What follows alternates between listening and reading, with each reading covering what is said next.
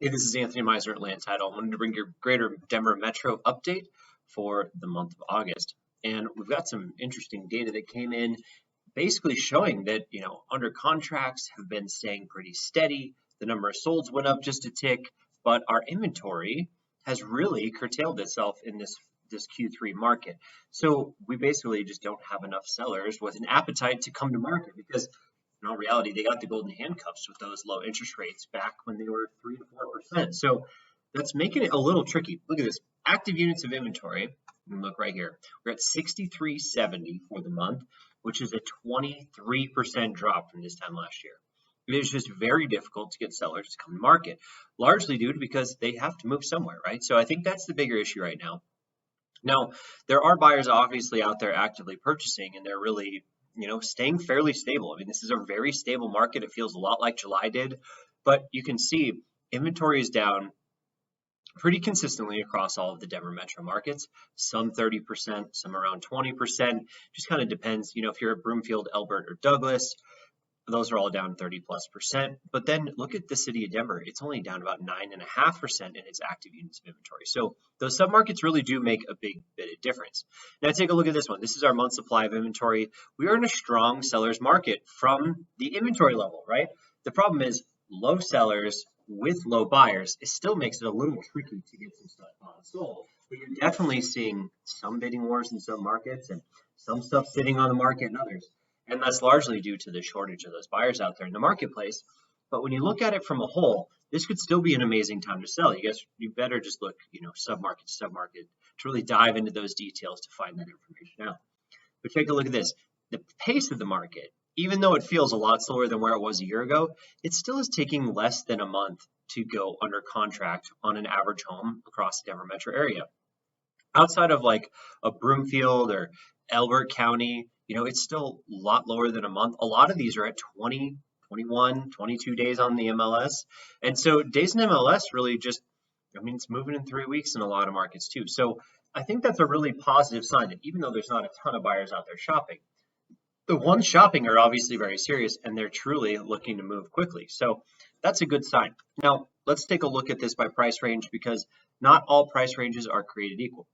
Obviously, there's a lot of cash coming to Colorado, and that's being parked in the Denver metro area. I mean, look at this year over year, 3+ million, 2 to 3 million, huge ups in sales, right? Which is crazy. But I mean, things did slow down a little bit last year around this time. So we're also seeing that as part of that reason. But a lot of money is calling to Colorado because headed into what could potentially become a recession, cost of money being as high as it is, people are just trying to find a very safe environment for their capital. And it seems like Colorado has become a very favorable place to do that. Now, here's some really interesting numbers. Look at how much the 800 to a million range has been affected by the cost of money, down 87% from this time last year. Now, I'm not sure how much that really truly has been affected by price, but basically, if it costs, $7,000-8,000 a month to buy some of these homes, I think that's where you're really starting to see some of that struggle. But when you look at it from like the 400,000 to 800,000 range, you're seeing where we're down about 12%. And that truly is because of the reduction in buyer demand out there in the marketplace. We have a lot of inventory in the market in some of these price points, but at those lower price points, at that 400,000 to 800,000 range, there's still just very, very little inventory. And you can see right here where we look at it by month supply of inventory. Under 800,000, 2 months or less of inventory. Under that 500,000 range, we're close to 1 month of inventory. It's still so competitive there. Now you get into the luxury or the higher end luxury market, the ultra luxury, you could potentially be in a buyer's market, right? So that's why when capital is coming to market to be placed and people are looking for a safe place to put it, if there's a reasonably priced home on the market at 3+ million, you can expect, even though there's a lot of inventory, if you're bringing it to market, it's priced right and look good, people will actually buy second homes still in this environment. As much as that might be a surprise, it's really just the cost of money that's prohibitive. It's not the amount of available capital from what we can tell. So take a look at this. This is our sold analysis. You can see we're down year over year 11% this month. These numbers are finally starting to look pretty positive. We're really not that far off of where we were a year ago finally. if you look back a few months ago, I mean, these numbers could have been minus 20, 25%. So this is a really good sign to see us coming out in quarter 3 and still seeing like, just the strength of the real estate market here in the Denver metro area.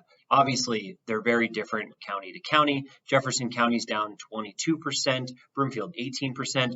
Nobody's really up, obviously, but those are some of those numbers that are pretty healthy. Now, Elbert County, obviously, that's one of those, it's kind of an anomaly, but they did see quite a bit more sales in the last month than they had in the previous year.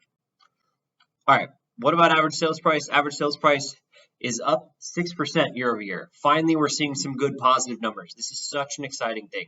Now, we knew this was coming after we chased prices down from about March through December last year, and we saw a really strong spring increase. Here we are where we're above where everything started to really fall off the rails last year, where people were panicking and pulling back so much. So this is a good sign to see, that we're setting some of those record prices again, and you're seeing a healthy amount of appreciation in the marketplace. I mean, most of these markets, look at 10% in Arapahoe, 10% in Denver, 9% in Elbert County, but most of them are fairly stable. Look at even Adams County, 2.5% increase in average sales price year over year, Jefferson County, 5%. So these are all pretty healthy numbers. I'm really happy to finally see this all come out in the wash in Q3. If you look at it by attached product, the attached product market is a little bit different, but still 5% increase in average sales price year over year. That's a pretty good sign.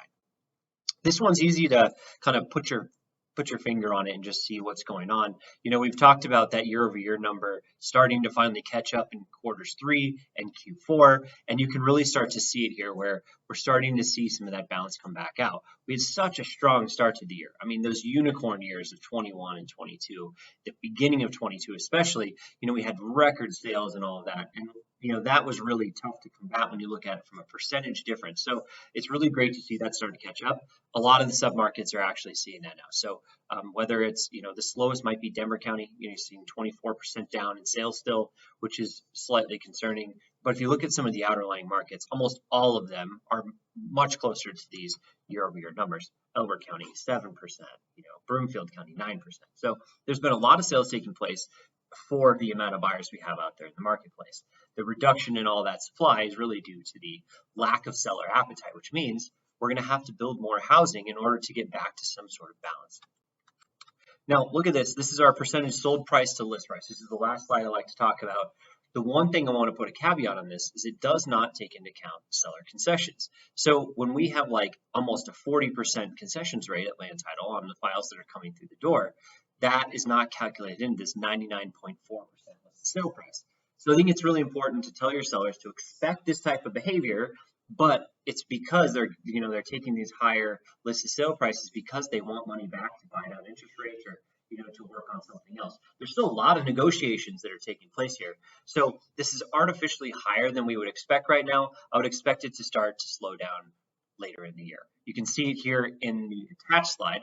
The attached slide started to slow down a little bit more, but also it's still a little bit more elevated in the detached market. Things are a little bit more competitive there because when the cost of money is prohibitive, people have to move more towards attached product if they're looking for that same location. So if you have any other questions, I'm Anthony at Land Title. Don't forget to reach out. See you in the next video. Don't forget to like and subscribe to the channel. Thanks.